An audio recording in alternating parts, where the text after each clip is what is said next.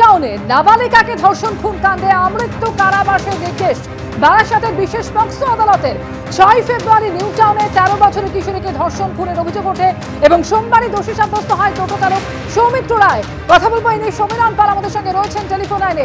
সমীরণ, আমৃত্যু কারাবাসের নির্দেশ সৌমিত্র রায়।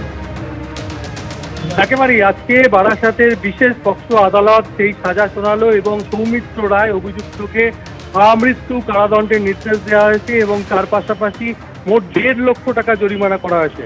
গত 6 ফেব্রুয়ারি নিউ টাউনের যে লোহাপোলের কাছ থেকে জঙ্গলের মধ্য থেকে ওই নাবালিকার রক্তাক্ত দেহ উদ্ধার হয় এবং সেই ঘটনায় তদন্ত নেমে জানা যায় যে ওই নাবালিকা বাড়ি থেকে মায়ের সঙ্গে ঝগড়া করে বেরিয়েছিল এবং রাত্রিবেলা তাকে একা পেয়ে ওই টোটো চালক সৌমিত্র রায় একটি ঝোপের মধ্যে নিয়ে যায়, সেখানে নৃশংসভাবে ধর্ষণ করে এবং তারপরে শ্বাসরোধ করে খুন করে।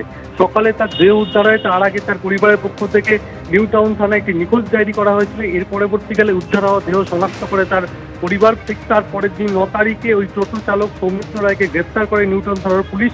19 দিনের মধ্যে চার্জশিট জমা দেয় পুলিশ। আর দ্রুত শুনানি শেষ করে গত সোমবার দিনকে তাকে দোষী সাব্যস্ত করা হয়। আজকে তাকে কিছুক্ষণ আগে সাজা শোনানো হয়েছে। তাতে বলা হয়েছে যে 6 পক্সো অ্যাক্ট অর্থাৎ ধর্ষণ করে খুনের ঘটনায় তাকে আমৃত্যু কারাদণ্ডের নির্দেশ, তার পাশাপাশি 50,000 টাকা জরিমানা, অনাদায়ে আরো 5 বছর জেল। এর পাশাপাশি ধর্ষণের ঘটনায় তাকে আরো 20 বছর জেল এবং 50,000 টাকা জরিমানা, অনাদায়ে 5 বছর জেল।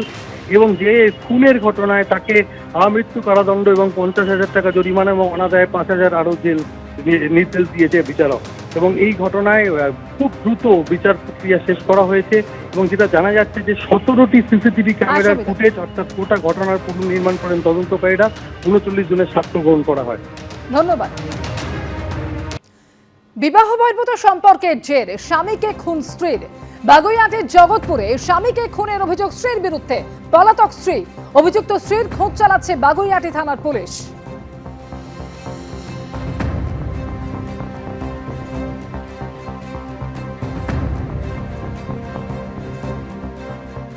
আসছি পরের খবরে। এবার কচুয়াতে আমাদের পাড়া আমাদের সমাধান ক্যাম্পে উত্তেজনা। ক্যাম্পের ভিতরেই সিপিএম এবং তৃণমূল কর্মীদের মধ্যে সংঘর্ষ বেঁধে যায়। বসিরহাট 2 নম্বর ব্লকের কচুয়া পঞ্চায়েতের ঘটনা। ক্যাম্পের সভাপতি নির্বাচন নিয়ে বচসা এবং হাতাহাতি দুপক্ষের মধ্যে।